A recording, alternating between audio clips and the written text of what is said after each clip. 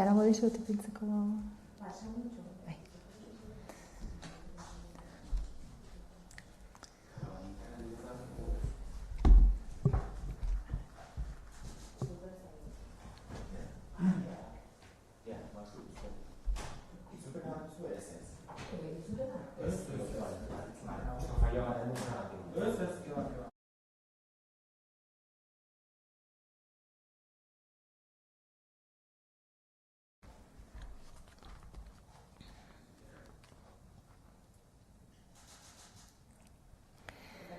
Bueno, egun on guztioi. Aste honetan diputatuen kontseiluak bi deialdi berri onartu ditu lehen sektorearen garapena bultzatzeko, nekazaritza ustiategien modernizazioa indartuz eta gazteak sektorera sartzea bermatuz. Lurraldearentzat funtsezkoa den sektore baten iraunkortasuna eta lehiakortasuna bermatzen lagundu nahi da lehen sektorearen jasangarritasun ekonomikoa eta ingurumen iraunkortasuna funtsezkoak direlako. Ekimen horiek nekazaritza sektorean lan egiten duten pertsonen ustiategiak eta bizi kalitatea hobetzeaz gain, lurraldeko landa ingurunea, biodibertsitatea eta baita ere gizarte ehuna mantentzeko funtsezko zeregina bermatzen dute. Nekazaritza ustiategietan inbertitzeko laguntzen deialdiak 3,6 milioi euroko zuzkidura du eta programaren lehentasunen artean belaunaldien arteko erreleboa bultzatzea dago.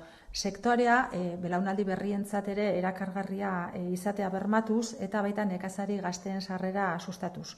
Eta laguntzen helburua da nekazaritzako produktuen kalitatea eta osasuna bermatzea, merkatuaren eskakizunekin eta baita Europar Batasuneko araudiarekin bat eginez.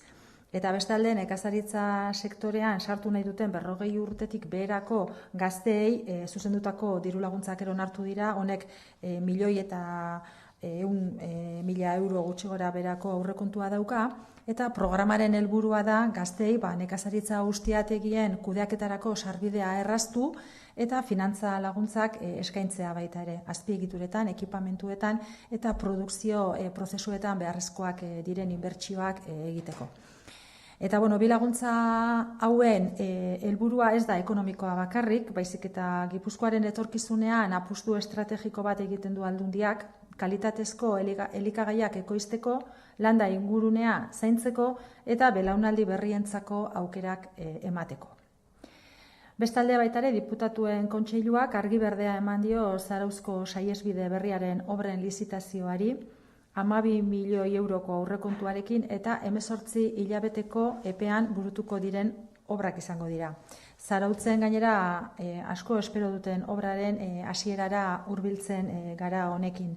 Izan ere, jarduera honen helburua herrigunea zeharkatzen duen N634 errepidetik industria jardueraren trafikoa deskargatzea da eta Zarautz hegoaldeko auzuneak hobeto komunikatu ahal izatea. Horrek eraldaketa handia izango du herrian eta trafikoen banaketa esan dudan bezala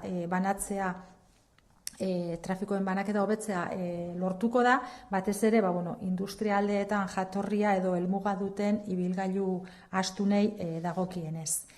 Eta bukatzeko iragarri nahi dizuet baita ere datorren astean, abenduak 10/2025ko Gipuzkoako Foru Aldundiaren egutegiaren banaketarekin hasiko garela. Eta aurten aurrekaririk gabeko edapena egingo da egutegia lurraldeko herri guztietara iritsiko delako. Aurten gainera egutegia oso berezia da, Gipuzkoako Foru Aldundiak eta argazkilarien elkarteak antolatutako aurtengo argazki lehiaketak Gipuzkoa 1000 urte izan du lema eta omenaldia egin nahi zaio Gipuzkoaren lehen aipamen dokumentalari. Horregatik, helburua da aurten lurraldeko txoko guztietara iristea. Eta baita ere, eskerrak eman nahi dizkiet argazkilari elkartekoei, Gipuzkoako argazkilari elkarteko kideei, beti izaten dute egutegi honen argazkien aukeraketa horretan izaten duten prestutasun eta konpromisoagatik, eta baita ere nola ez aurten lehiaketa horretan parte hartu duten 272 pertsonei. Egia da oso proiektu polita dela, oso gustora egiten duguna Aldunditik, eta proiektu kolektibo honen emaitza uste dut aurkeztutako egutegi honetan ikusteko aukera izango dezutela, hementxe daukagu, eta esan dudan bezala aurten Gipuzkoako herri guztietara iritsiko den egutegia izango da. Decía en castellano que esta semana el Consejo de Diputados ha aprobado 2 nuevas convocatorias destinadas a impulsar el desarrollo del primer sector en Guipúzcoa, buscando garantizar la sostenibilidad y la competitividad de un sector que consideramos clave para el territorio. Estas iniciativas no solo buscan mejorar las explotaciones y la calidad de vida de las personas que trabajan en el primer sector, sino que también garantizan el papel esencial que tiene en el mantenimiento del entorno, la biodiversidad y el tejido social del medio rural del territorio. Se ha aprobado por una parte la convocatoria para el 2025 de ayudas a inversiones en las explotaciones agrarias con una dotación total de 3,6 millones de euros. Y, por otra parte, también se ha aprobado la convocatoria para el 2025 de ayudas al establecimiento de jóvenes agricultores destinada a personas menores de 40 años que quieran incorporarse al sector primario. Esta iniciativa cuenta con un presupuesto de 1,12 millones de euros. Estas ayudas no solo son un apoyo económico, sino que también es una apuesta estratégica en el futuro de Guipúzcoa, en su capacidad para producir alimentos de calidad, preservar el entorno rural y también asegurar oportunidades para las nuevas generaciones. El Consejo de Gobierno también ha dado luz verde esta semana a la licitación de las obras de la nueva variante de Zarautz, con un presupuesto base que asciende a algo más de 12 millones de euros y con un plazo de ejecución previsto de estas obras de 18 meses. Es una obra muy esperada en Zarautz y que tiene como objetivo el de descargar de tráfico de la actividad industrial, la Nacional 634, que atraviesa la localidad, y también se pretende comunicar mejor las zonas residenciales del sur de Zarautz. Se conseguirá, por lo tanto, mejorar la distribución de los tráficos en esta localidad y especialmente la de los vehículos pesados que tienen origen o destino en los polígonos industriales. Y finalmente también quería anunciar que la próxima semana, concretamente el día 10, empezaremos a repartir el calendario de la Diputación Foral de Guipúzcoa del año 2025.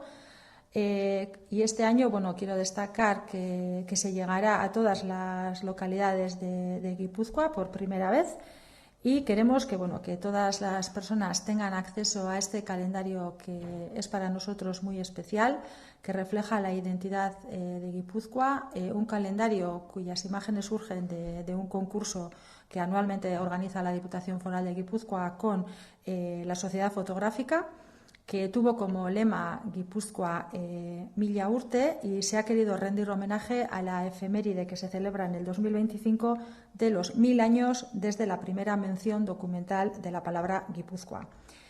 Quiero aprovechar también para agradecer a la Sociedad Fotográfica de Guipúzcoa su implicación en la organización de este certamen y también a las 272 personas que han participado en el concurso, aportando 644 fotografías bajo este lema.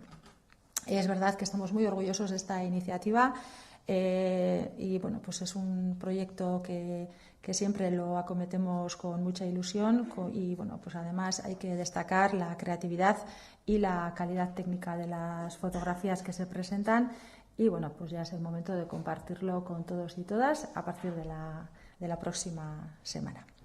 Eta hau esan ere aldetik esateko neukana galderarik edo baldin badukazue,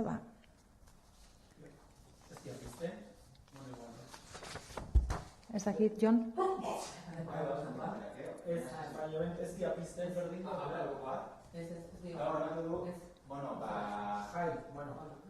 nire kasuan, Zarauzko saihesbidean ingurua, xetasun gehiago esango dugu, geografikoak edo dudikera jomo den zenbat errei hori dena nahiko nukean balitz. Izango ditu bi errail, zentzu bakoitzean izango du bat, eta 1500 metro inguruko luzera bat izango du, Astiko biribilgunetik, AP8ko irtera den horretan, Eta, Frantses bidea kalearekin bat egingo du. Bide berria hastiko egungo biribilgune horretan hasiko da, eta, adar berriari lekua emateko egokituko da, eta, hortik adar berria bidegiko instalazioak dauden inguru horretako atzekaldetik igaroko da, bi noranzko izango ditu, eta autobidea zeharkatuko du. Beraz da, Zarautzeko hegoaldeko inguru horretan.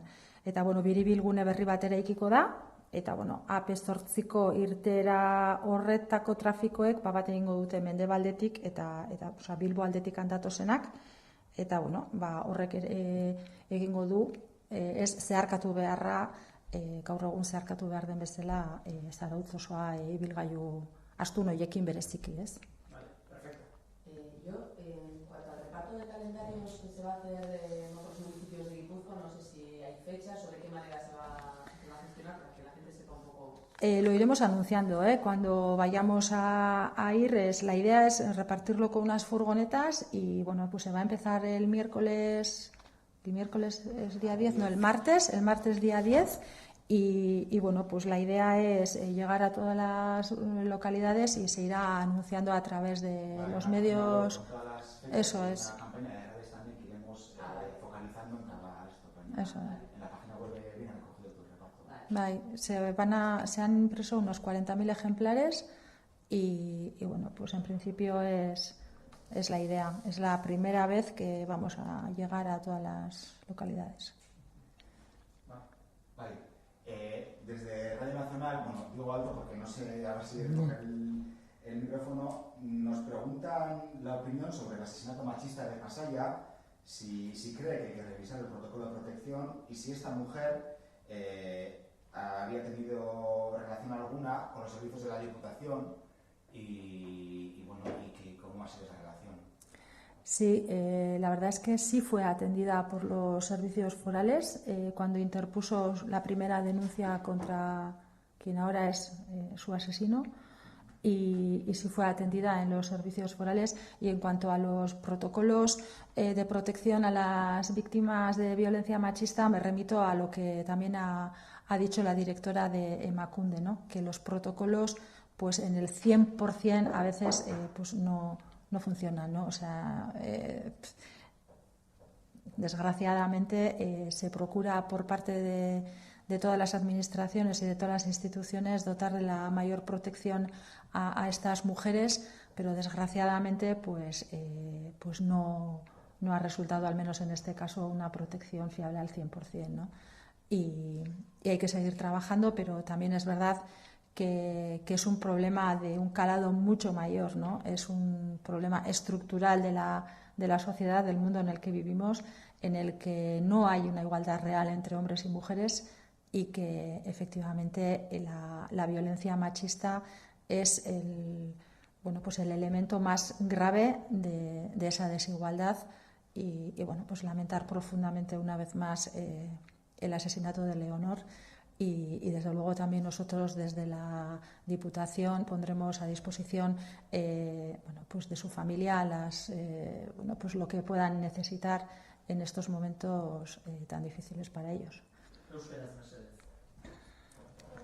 Bai, esaten nuen pasaden larun batean Pasaian eraildako emakumeak, Leonorrek, bere senarroiaren aurka lehen aldiz salaketa jarri zuenean, Gipuzkoako Foru Aldunditikan bai jaso zuela zerbitzuak bai eman zitzaiola, arreta eman zitzaion, eta esan behar protokoloen inguruan Emakundeko zuzendariak esan duena, ez, alden guztia egiten dela, baino egia dela baita ere protokolo horiek kasu batzuetan ez dutela 100% funtzionatzen, ez?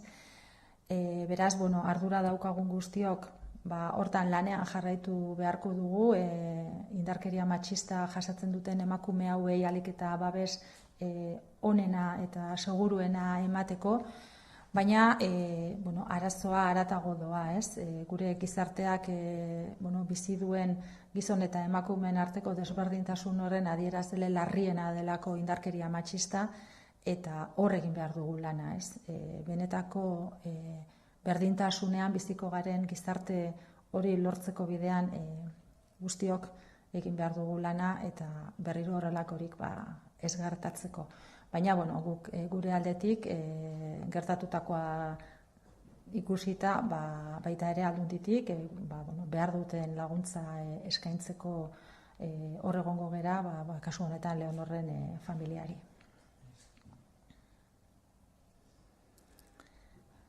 Eta ez diazue galdetu, baina bai aipatu nahiko nuke ikusita datorren astebururako eguraldi txarra dagoela iragarrita, Aldunditik jarriko dugula martxan neguko errepideetako plana eta esan nahi nizuen ja prestatuta daudela elurra kentzeko makinak, baita ere gatza, kasuan beharrezkoa balitz, Euskalmetek aktibatzen dituen alerten arabera hartzen direla baita ere erabakiak, eta Euskalmetek iragartzen duenean 1000 metrotik bera edurra edo izotza egingo duela, orduan aktibatzen dela plan hori, eta gero hainbat aldiz galdetzen den kontu baten inguruan A15aren inguruan mozten danean, ez dela izaten ez da ere eguraldi txarra iragarrita dagoela eta moztu, baizik eta benetan horrela gomendatzen denean eta beharrezkoa denean bakarrikan egiten hartzen direla horrelako neurriak. Baina, bai eskatu baita ere herritarrei tentuz ibiltzeko, ikusita ze iragarpen dauden kotxea ahalik eta gutxien erabiltzeko aukera baldin badago horrela egiteko. Dano dakigu zubia daukagula aurrean, baina, bentsat esan, Gipuzkoako Foru Aldundiak dagoeneko prest daukala neguko plan hori aktibatzeko beharra etorriko baliz, baliabide guztiak. Gazteleraz izan, eta pixkat ezakit badakazun daturik zenbat makina dauden prest, pixka bat gatzatzen datona.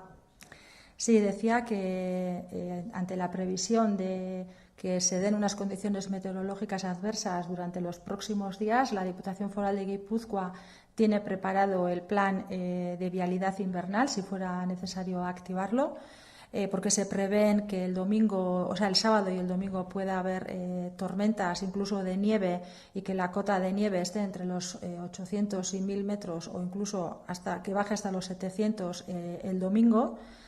Están ya preparados todos los recursos, tenemos disponibles 87 camiones quitanieves y también 11.400 toneladas de sal repartidas en 39 depósitos situados estratégicamente también a lo largo del territorio. También decir que el operativo se activa cuando la Agencia Vasca de Meteorología Euskalmet emite avisos por hielo o por nieve en cotas inferiores a 1000 metros. Y también quería decir que, respecto a la A15, que está además en obras por el acondicionamiento de los túneles de Oindolar y de Gorosmendi, pues que se procederá a tomar medidas respecto a esta vía en el caso de que así se requiera por las condiciones meteorológicas. Entonces, queríamos dar cuenta de que ese plan de vialidad invernal ya está preparado en caso de que hiciera falta su activación en los próximos días. ¿Listo? Eskerrik asko.